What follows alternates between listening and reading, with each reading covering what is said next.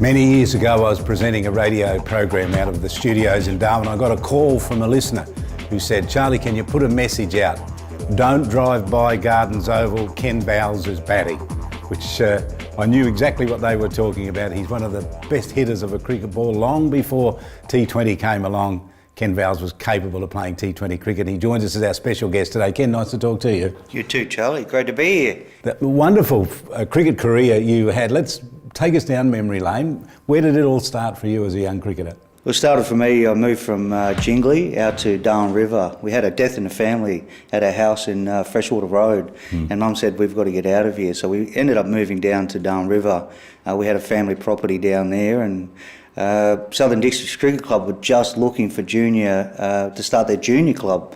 They just only had a D grade team in the seniors, but they were looking for juniors. And of course, I went to Tamimian High School a few years later, and that's where all the players came from. So, it's such a close-knit community there that, the guys I played footy with for districts, I played rugby league, I played rugby union, are also the same people I played cricket with. So that just absolutely had that passion, and my uncle was a huge cricket lover.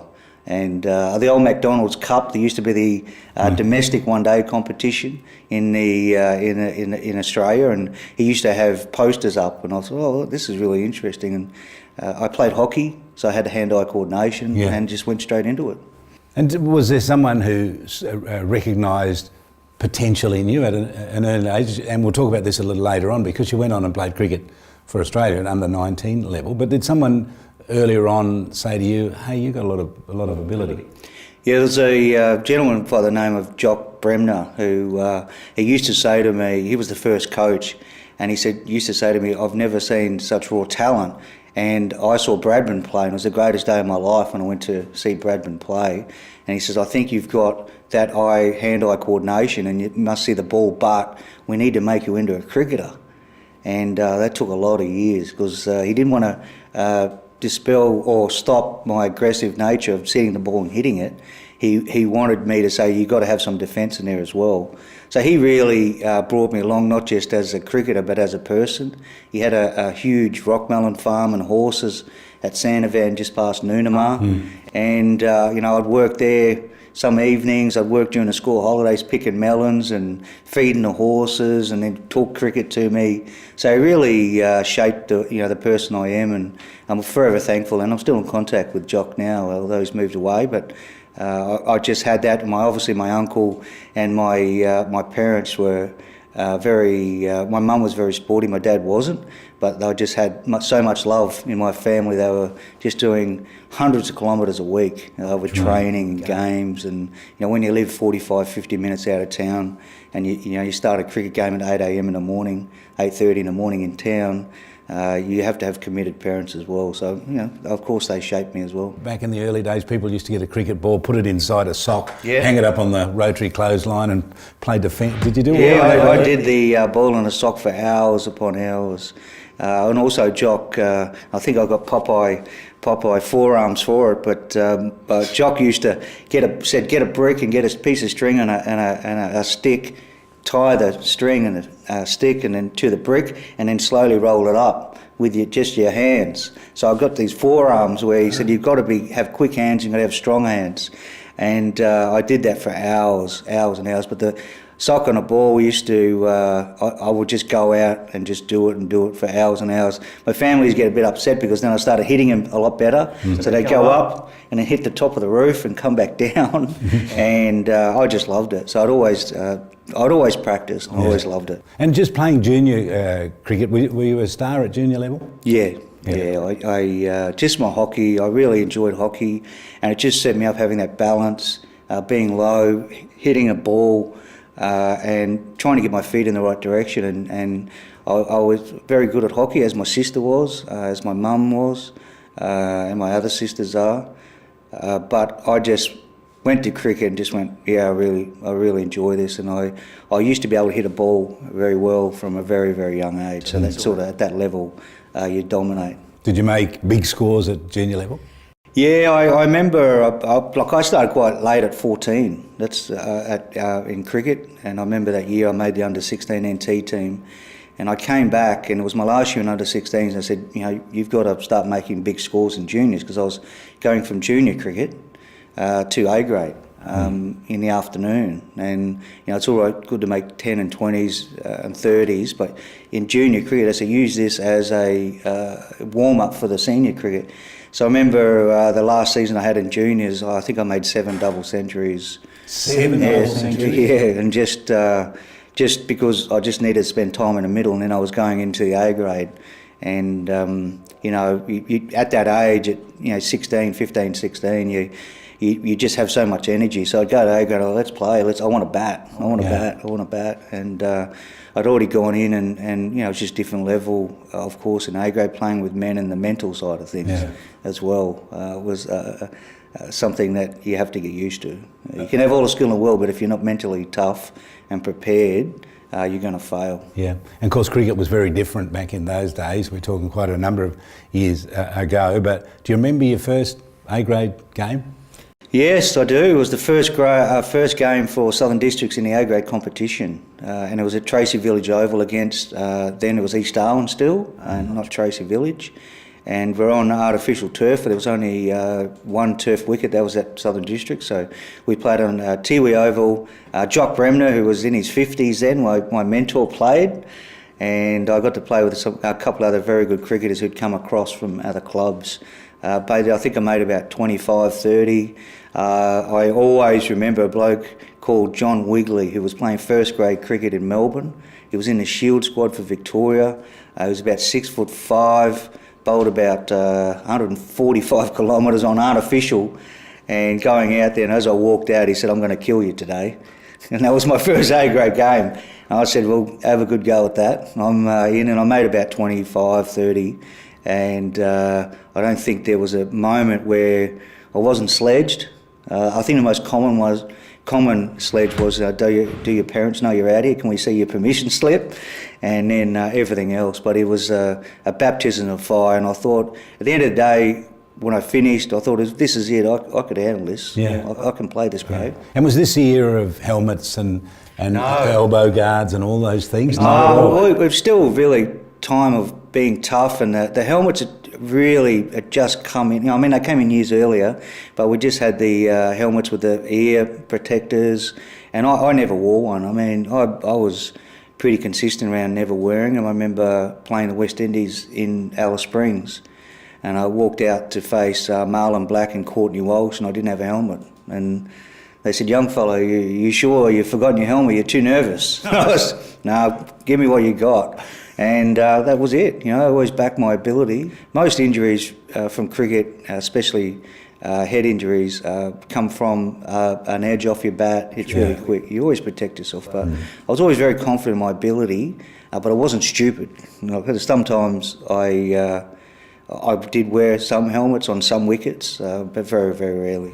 I remember that game at Traeger Park when you batted, and I know Brian Lara hit his first 100, I think. Yes, that's right. And it was just amazing to be out there, probably a legend of all time, one of the legends of all time batting. I said, he must be going all right. And then it seemed to be about 25 minutes later, everybody was clapping his 100. What happened there? It was just beautiful. I was just enjoying the show, and it was just fantastic to be out there. Ken, was that a time in your life where you thought, this is just fantastic to get to this? I mean, the opportunities, I just think a boy from Darwin, born here, raised here, Kringle Flats to public housing in Jingley to Darwin River, and then, I'm playing against Brian Lara. I just loved every moment of it, and where cricket's been able to take me has just been fantastic. And I lived in Malaysia for 3 years, playing over there for a Johor state team in the national competition, and just that changed my life around other religions and lifestyles, and it was just, cricket's been fantastic to me. It really has been. And Brian Lara, we talk about great West Indian cricketer, and before him, one of the greatest West Indian cricketers was Sir Vivian Richards, and he comes into your life as well in a minute. We'll talk about that in just a moment. But 7 double centuries as a youngster. Were southern states and southern cricket clubs starting to look north to Ken Vowles and saying, why don't we get him here? Yeah, well, at 16 I left Darwin and went to Adelaide to finish schooling, and I played cricket. So I went from A grade in Darwin. I won Cricket of the Year here at 16, and I'd made a deal for about 4 different clubs who would contact me in South Australia and Tasmania as well, and Victoria. And I'm going to South Australia and went to Port Adelaide because at the end of the day I made some tough decisions. I wanted to go somewhere where I was going to play A grade cricket, not play C grade, B grade and earn your stripes. I wanted to go straight in. And Port Adelaide were a struggling team. They had some ex-Shield players, they had some good coaching staff. So I ended up going to Port Adelaide and played first grade. My first game, it was against, I think it was 1988, Andrew Zesses, who played for Australia. They just won a World Cup in 87. I think our first World Cup in 87. And he was playing, and Rod McCurdy, who was a legend fast bowler, they were playing for Prospect, and that was my first game. That I thought A-grade cricket in Darwin was tough, but that was a baptism of fire. Yeah, absolutely. I remember Rod McCurdy was legendary about how fast he was, and also how angry he was. He was always grumpy on and off the field. And I got it before I got out there, and people were sledging me, and I saw, I want to be here. Yeah. If I want to have any sort of success, I've got to adapt to this. And I'd learnt my trade pretty much in Darwin. And although out of my comfort zone, I thought, well, this is the opportunity to show others what I've got. And I made 30 odd that day, or 30 or 40. Andrew Zesses, just played him, and it was just fantastic. So you also have to prove yourself. I think when athletes are under pressure, there's an expectation, and you're always going to perform at your best. You can't always do that, either by you're not completely prepared, or the other side have done their homework. They don't want you to do well. But if you just back your ability, keep training hard, success will come sooner or later, and people will show what talent you've got. And success came to you, of course. You were selected then in the Australian under-19 side, had an opportunity then to play at the MCG against England. Yes. Tell us about that match, because it's one of the great stories of your cricketing career. Yeah, well, it started, I was playing in Adelaide, and I was picked NT side. I always stayed playing for the NT and juniors. I broke the national under-19 record for most runs in a carnival. And then Michael Bevan beat it the last day. We were going go for go. So I got picked, very fortunate enough to get picked in the Australian under-19 team. We played New Zealand that year. Then the second year, we played England. England came over. And just before, about 3 games before that, because we're playing in our cricket season in Adelaide, I said, I want to open a batting. I want to open a batting in our first grade one-day comp. And I did that and was quite successful. So when I went for the Australian 19s, Jack Potter, who was also my AIS Cricket Academy coach, said, we're going to open with you in the one-dayers. And I loved it. I loved the new ball. I loved that challenge. And played in the MCG. It was just being there. I just remember the day before, we're just walking onto the oval, just felt this enormous pressure. And there was nobody there, just enormous pressure. And just going out in the middle and just sitting there and just looking around going, how did I get here? For one, waiting for security to run out and grab me and go, get off here, young fella, what are you doing? But it was just a great time, and we bowled first.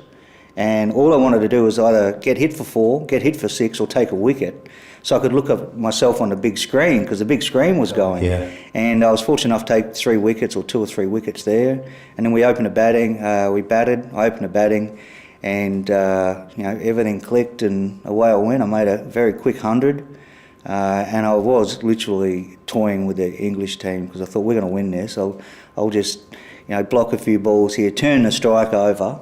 And then when I did make my 100, they were saying, it's a record on here. Yeah, what was the record? I was 152 balls. I got 152 balls I face, and to this day I still think I could have got it in 32. Who was in the bowling attack for England at that time? Oh, well, they were Darren Gough, who became a legend of English Test cricket and one-day cricket for England. There was a couple of other bowlers, I'm forgetting his name, but there was 3 bowlers who ended up playing for England. But Darren Gough was the most popular, because he was a great component of bowling, fast, and just a great bloke. Like, he was almost, I said, you could be Australian, Goughy. He had that. But he was from Yorkshire, and I had a lot of chat to Goughy, because my dad was born in Yorkshire, my grandparents born in Yorkshire. So we had a lot, but he became, we became good friends, and I ended up going to England and spending some time at Yorkshire with him. But it was just a great time, for me, just to go. I seriously, Charlie, I just kept thinking, how did I get here? Like, how am I sitting in the change rooms of, past legends of our game, from a bloke from Darwin? How did I end up here? And I always had that. I played at the Wacker. I played at the Sydney Cricket Ground. I've played all the big ovals, and I just made sure I soaked that moment up first, because you never know, if you're going to do it again. And it was just something that I'm very proud of, and also something I'm very lucky and fortunate to have done. You probably haven't got the recognition you deserve for your cricket ability and what you've done as an Indigenous Australian playing cricket as well. But what were the opportunities then in front of you to go on and play cricket for Australia in the national team, the senior teams, and so on? Yeah, well, it was probably some bad decisions of mine I made. I was playing in the second 11 team. I was in different South Australian teams. There was a real issue at the time, a very topical issue. We had the Australian Institute Cricket Academy based in Adelaide, and what was happening, looking back, was that the South Australians were using that pool to grab their players, the best players out of the Cricket Academy, and playing for South Australia. I mean, Michael Bevan made his debut for South Australia. There was others who made their debut for South Australia, and then there became an anti-Cricket Academy sentiment. And I remember somebody saying to me, "Oh, you should have been playing first-class cricket right now." But we've got to get a homegrown Greg Blewett's, the Gary Wright played a couple of games. We've got to pick local blokes.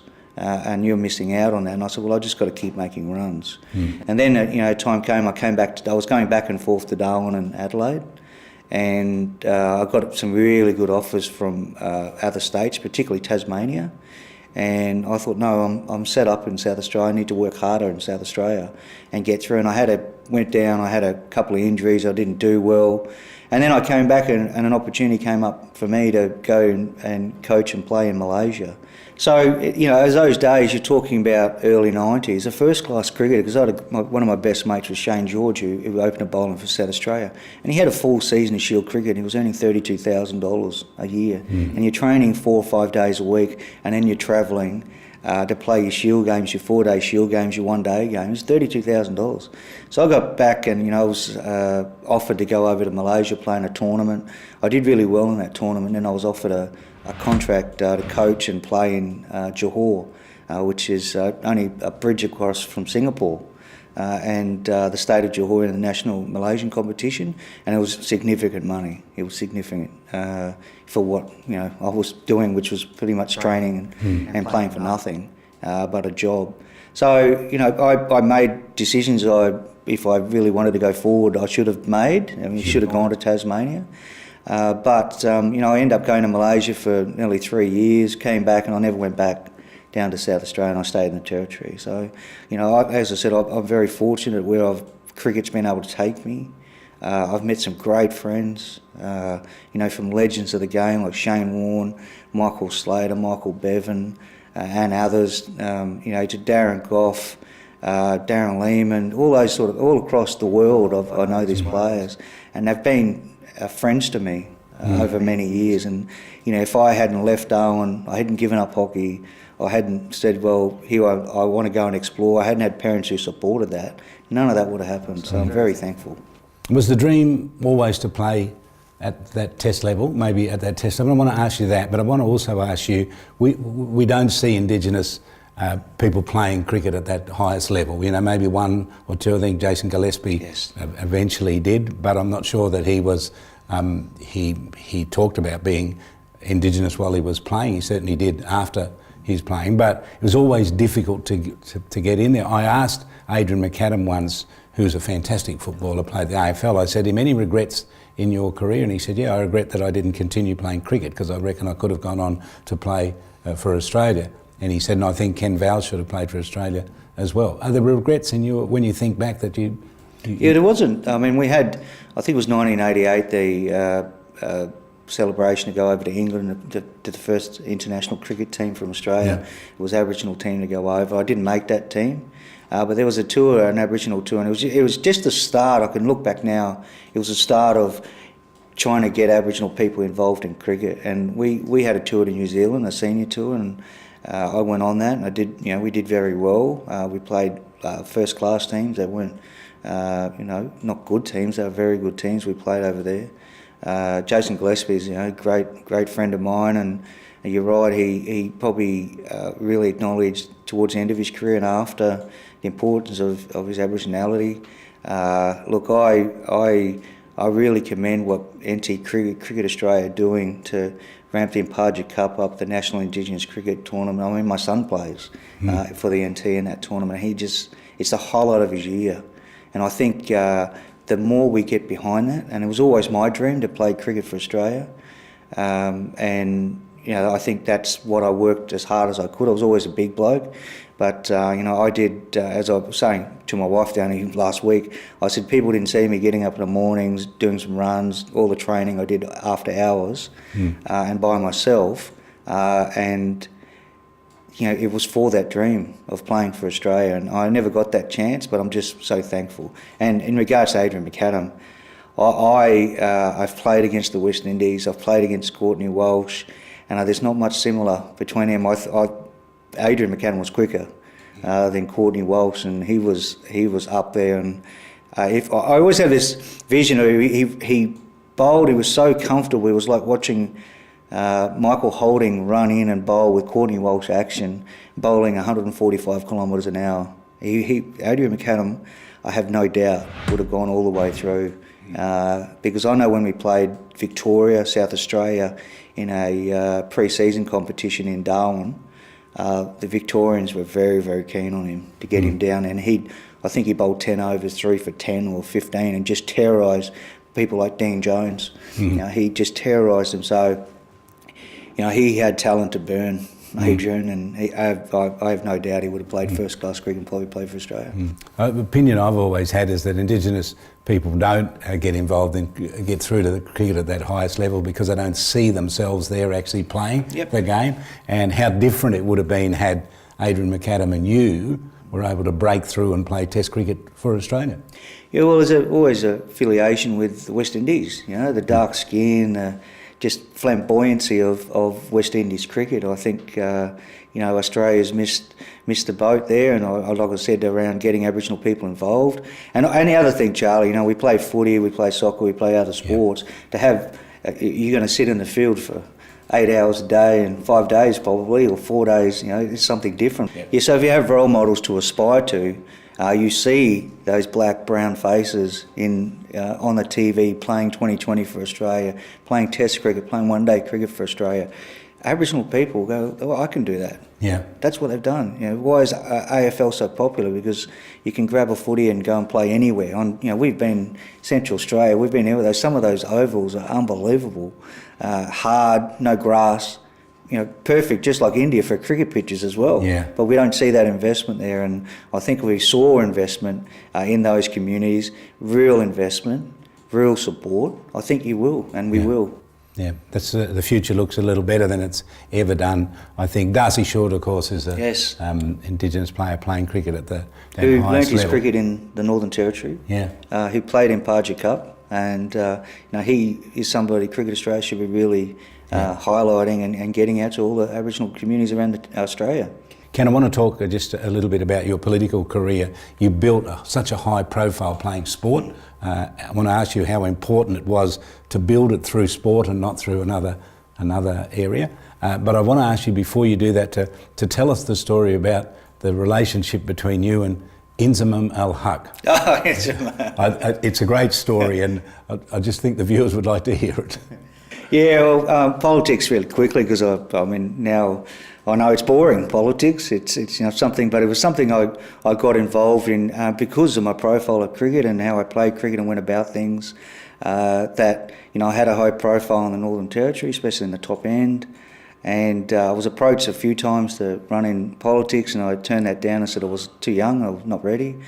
And then I listened to a former politician and said, I'm retiring now. That all that needs to be done is done in this electorate.